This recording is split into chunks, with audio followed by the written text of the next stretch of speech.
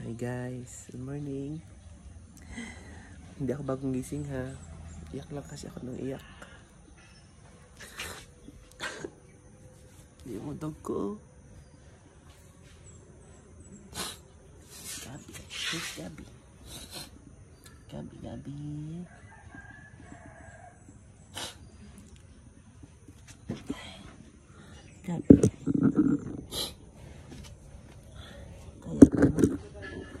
Galing kasi kaming walk kanina.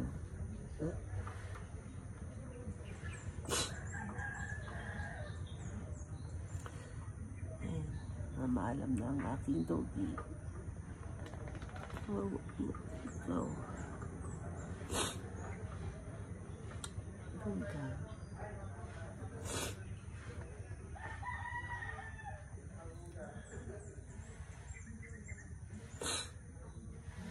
Kapit ka na.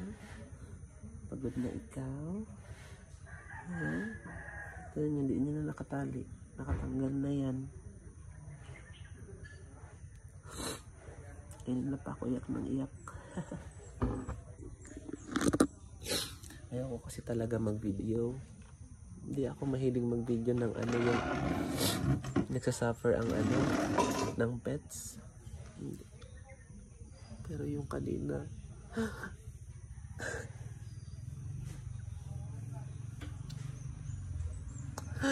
ang pangit ko.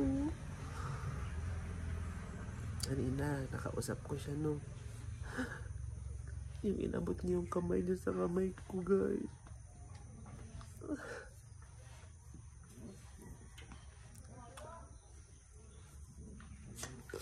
Kahit ipabet ko siya, eventually he will die.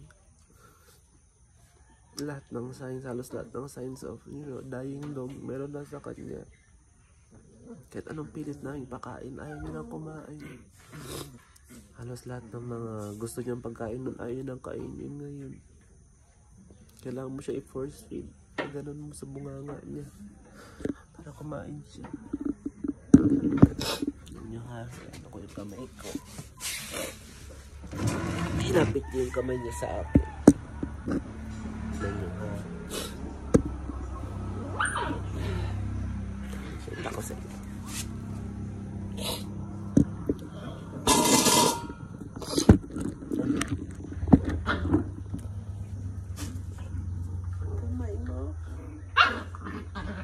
Ayaw na? Kanina gusto mo hawakan kamay ko. Ayaw na. Gabi.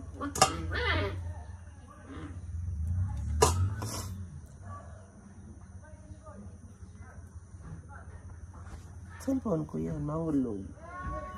Matumba.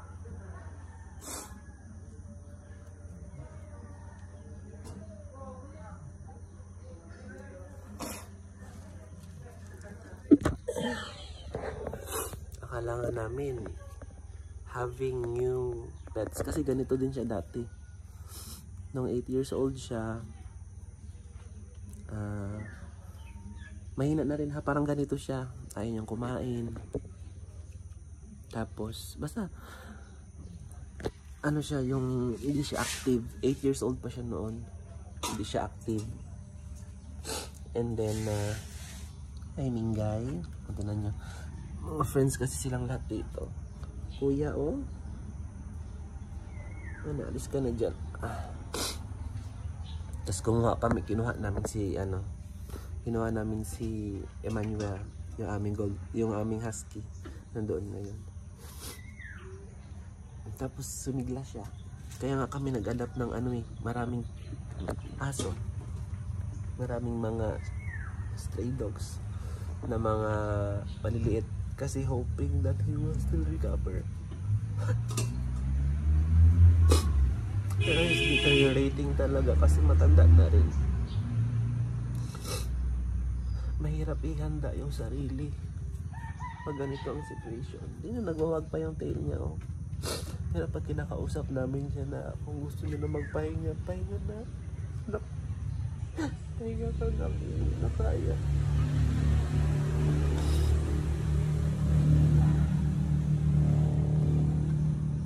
Wala mo kami magawa.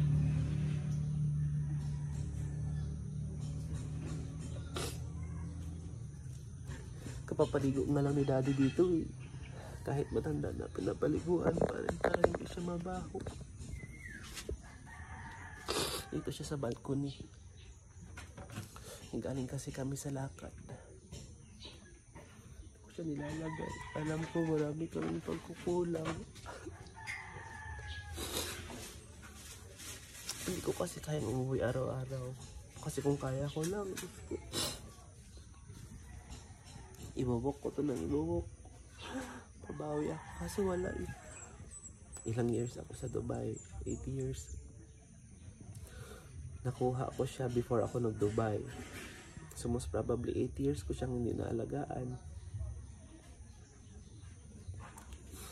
Tapos pag-uwi pa dito. Ano na? Pag-uwi dito, diba? Nagtrabaho ako kaagad. Malayo yung lugar namin sa sa downtown. So syempre hindi ko talaga siya maalagaan. Umuwi ako dito weekends lang. Tapos balikan lang din.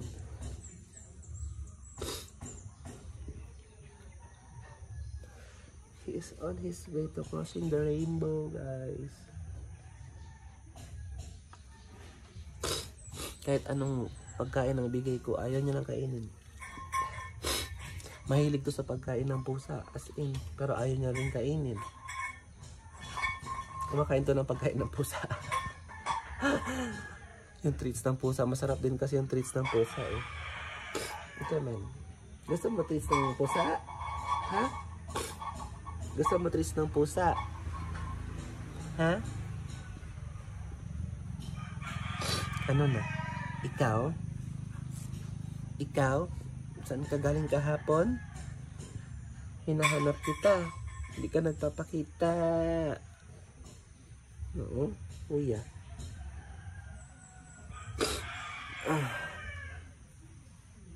Naulan na. Umuulan na. Sabi ko nauulan. Oo, tinan niya. Gusto niya yung kamay niya. Ano ha? Gabi. Gabi. Oo, tinan niyo. Nilagay niya yung kamay. Shake hands, ikaw. Shake hands, ikaw. Lagay kamay, be. Oo. Kamay, be. Kamay. Kamay dito, dito. Ito. Oo.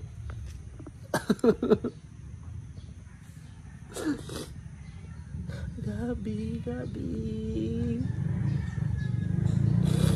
Sabi ko sa inyo eh, lalagyan niyo yung kamay niya. Ano na? Kaya pa? Kaya mo pa? Hindi na kaya, anak. Bitaw ka na.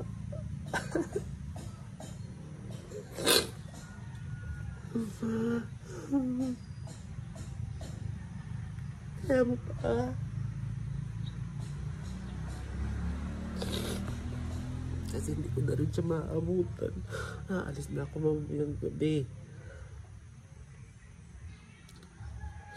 Punta na ako ng anak. Downtown kasi may trabaho na naman ng daddy.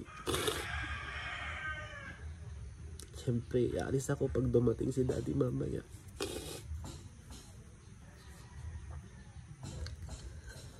Yung mga bagay na hindi ko matanggap. Ang hirap. Especially pag may mga alaga kayo. Ang hirap. Hindi mo kasi talaga sila kayang ariin, guys. Dati yung panahon na mawawala sila. Oo, shush. May kamay, may kamay.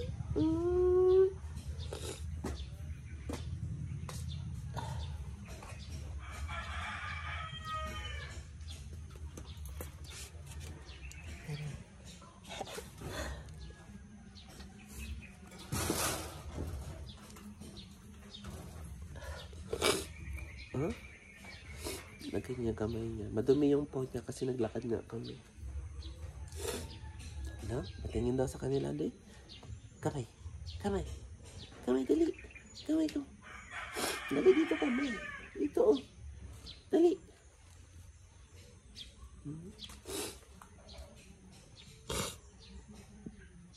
May katarak na rin siya. Ano? Luto ako ng corned beef. Gusto mo corned beef? Ha? Gusto mo corned beef? Luto ako ng corned beef. Ha? Bigyan kitang corned beef, ha?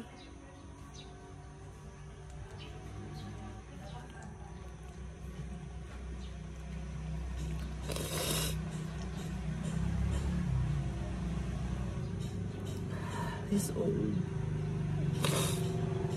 Very old. 14 na to eh.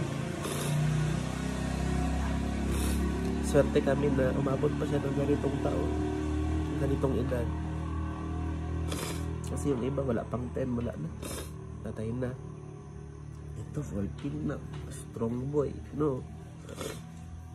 Strong boy yan eh. No? Strong yan, no? Pero bakas na yun sa mukha niya yung ano, tanda na siya.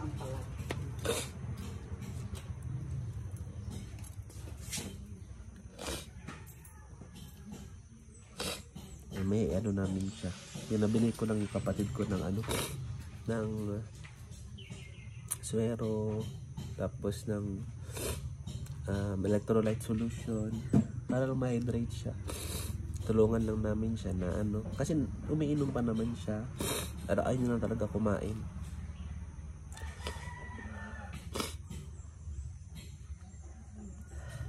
No, dong, no. Thank you sa 14 years na.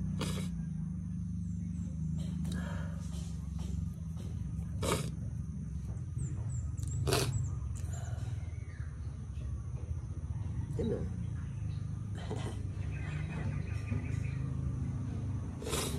Binilhan ko pa to ng ano, ng vitamins. Kasi akala namin ang problem niya lang is syempre matanda na. Tapos big dog nga, golden retriever nga. So binilhan ko pa to ng ano, ng joint supplement na sobrang mahal. Tapos as in sobrang mahal. Tapos ang laman lang 60 na ano, chewable. Hindi mo siya masabing caplets eh. Basta chewable na para siyang treats. Tapos sa timbang niya, kailangan mo bigyan ng 6 everyday, imagine. Tapos 700 yata. Yun. Good for 10 days lang ang ano, ang isang bottle, imagine. Binilhan pa namin siya ng ganun. Pero wala talaga. No? Wala namang hihingi ng pandesal. Favorite niya ang pandesal eh guys. Grabe. Gusto niya treats niya pandesal. Pag bumibili ako noon, halos sa kanya lahat. No? Uy? Basta i-hydrate namin siya. He will still, I don't know if he will still recover, but mahaba pang buhay nitong baby ko. Pero I don't know until when. I love you, dong. Love ka ng daddy. Ako ang daddy mo eh. I'm your dad, original dad. Tapos si daddy na kasi nag-alaga sa'yo. But I'm still your original. I love you. Dong, kung na kaya dong ha, sabihin mo lang dong.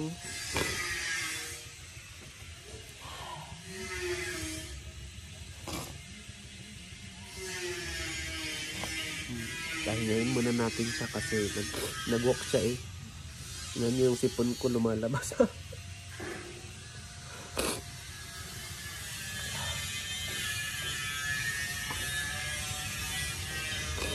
Kaya ka muna ha. Diyan ka lang ha. Oh, play with them ha. Oh, ayun yung mga ano mo oh. Friends mo oh. Ha? Play with them ha. Magluto muna ako ha. Shhh! Huwag mo hilain yung buntot niya. Ikulong kita. Sige. Ikaw ha. Luto muna akong corned beef ha. Malay mo, gusto mo yung corned beef, no? Saka itlog.